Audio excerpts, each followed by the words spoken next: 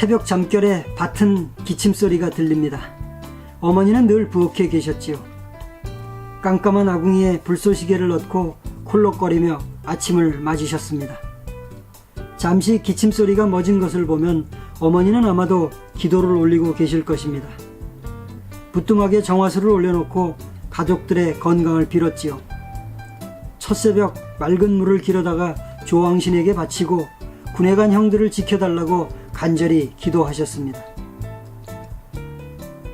따끈해진 아랫목 구들장에 늦잠이 달라붙을 즈음 어머니 밥솥에서도 구수한 누룽지 냄새가 납니다. 이제 일어날 시간입니다. 문지방을 엉금엉금 기어넘고 툇마룻개를 더듬거립니다. 거기 선반 아래 나란히 칫솔이 걸려 있었지요. 어머니는 큰 솥의 뚜껑을 열고 김이 무럭무럭 나는 세숫물을 바가지로 가득 퍼냅니다. 수건을 목에 걸고 칫솔을 입에 문 채 뒷곁을 돌아 도랑물가로 갑니다. 막바지 겨울이 도랑물에 살짝 얼음을 얼려놓고 어디론가 숨었네요. 두툼한 얼음구덩이에 바가지를 넣어 차디찬 도랑물을 뜹니다. 양은 대야에 도랑물을 반 바가지쯤 퍼넣으면 세수하기 알맞은 물이 되지요. 따뜻한 느낌이 참 좋습니다. 우선 한 움큼 물을 건져 얼굴에 끼얹습니다. 눈가에 붙어있던 마지막 잠이 밭고랑을 따라 저만치 주랭랑을 칩니다. 세숫물과 겨울바람이 차례로 볼때기를 덮였다 식혔다 하면서 짧은 나의 아침이 시작됩니다. 밥 먹고 교복을 입고 책가방을 챙깁니다. 어머니의 정성은 도시락에 고스란히 담겨 책갈피에 끼워집니다. 오늘도 열심히 공부하고 오너라. 어머니는 김치가 가득 잠긴 반찬통을 건넵니다. 마요네즈 병으로 만든 반찬통. 국물이 새어나올까봐 그 마개를 비닐로 감쌌습니다. 며칠 전 어머니는 내 책상머리에서 귀퉁이가 퉁퉁 불어있는 국어책을 만지작거리셨었지요.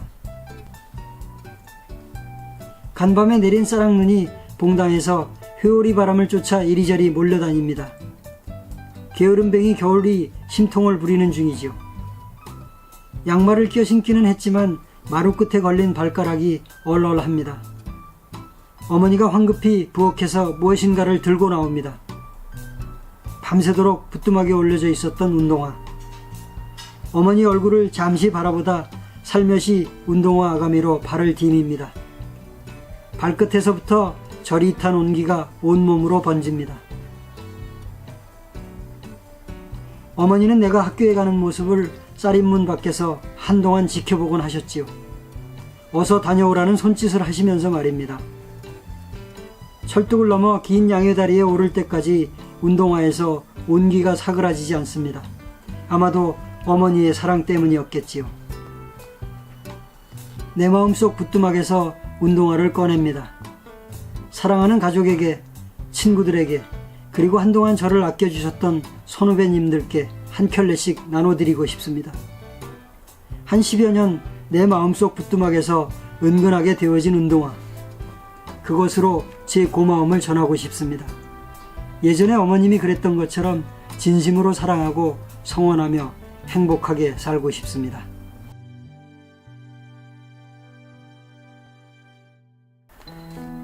미루나무가 서 있는 논두렁길.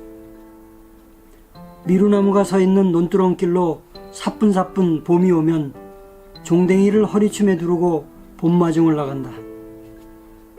봄 지난 발자국을 따라 들판엔 파릇하게 초록물이 들고 돌 틈새로 밭고랑으로 돌나물과 냉이가 돋는다. 난 돌더미를 들추고 누이는 나무를 캐고 종댕이 하나 가득 봄을 채운다. 수줍은 봄볕은 저녁놀이 되어 머플러처럼 불기산 마루에 걸리고 밥 짓는 부엌에선 뜸드는 냄새 구수하다. 봄은 살그머니 밥상머리에 올라앉아 달래장으로 자글거리고 된장찌개로 뽀글거린다. 가족들은 도란도란 행복을 쌈싸 먹는다.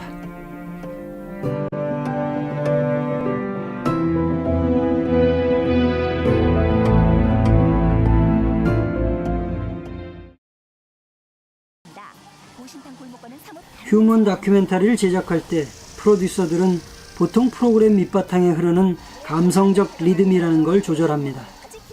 프로그램 도입부에서는 화면 전환을 빠르게 하고 이야기 전개도 빠르게 가져가면서 시청자들을 화면 속으로 빨아들이는 것이죠. 그러나 시청자들이 프로그램에 일단 몰입됐다 싶으면 그때부터는 편집 속도를 서서히 늦춥니다. 화면 전환을 최소한으로 절제하고 카메라 움직임도 안정되게 가져가면서 성우 해설도 느릿하게 끌고 갑니다.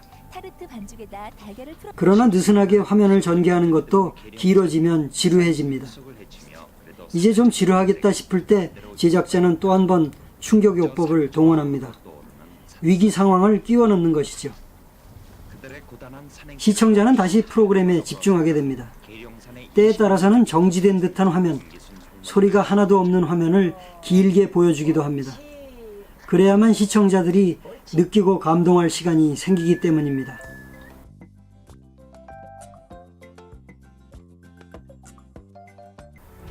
우리네 삶에도 느끼고 감동할 시간이 필요합니다. 마냥 바쁘게 세월을 보내다 보면 어떻게 1년이 갔는지, 지난 10년 동안 무얼 했는지조차 헷갈리게 마련입니다. 무덤덤하고 무기력하게 세월을 보내도 그렇습니다. 편집 리듬에 변화가 없으면 다큐멘터리가 지루해지는 것과 마찬가지로 말입니다. 삶의 여백이 필요합니다. 느끼고 감동할 만한 시간이 필요하다는 얘기입니다. 여백이란 것이 사람마다 조금씩은 다르겠지만 여행, 산책, 취미생활, 단란한 가정생활 뭐 그런 것들이 아닐까요? 독서나 사색, 구상이나 창작 그런 것들이 될 수도 있겠고요.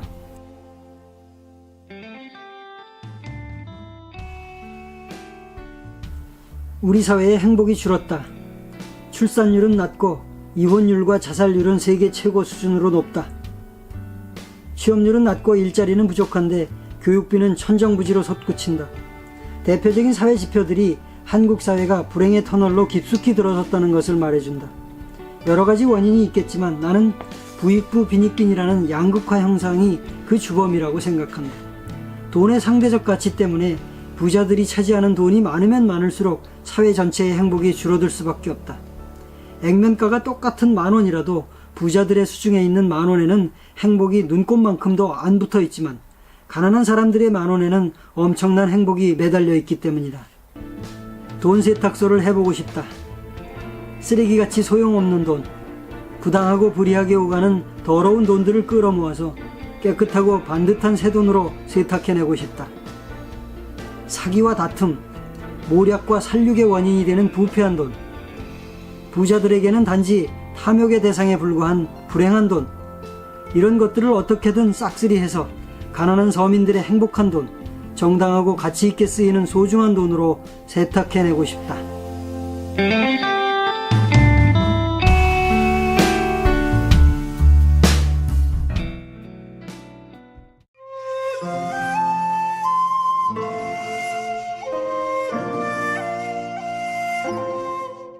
안개 자욱한 장수천 물가. 봄빛깔이 고운 요즘 장수천 물가를 걷는 아침이 정말 좋다. 어제 내린 빗방울이 하루 종일 나뭇잎에 머물렀다. 오늘은 초록빛깔 개울물로 장수천에 흐른다.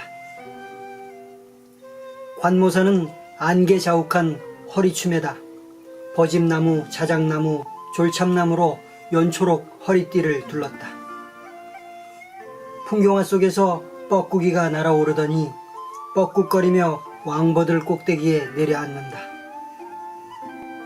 송사리 헤엄치는 도랑물에 무지개가 뜰 것 같은 5월의 아침. 가방을 챙겨 들고 일터로 나설 게 아니라 카메라를 메고 내 마음을 따라 숲속을 걷고 싶다.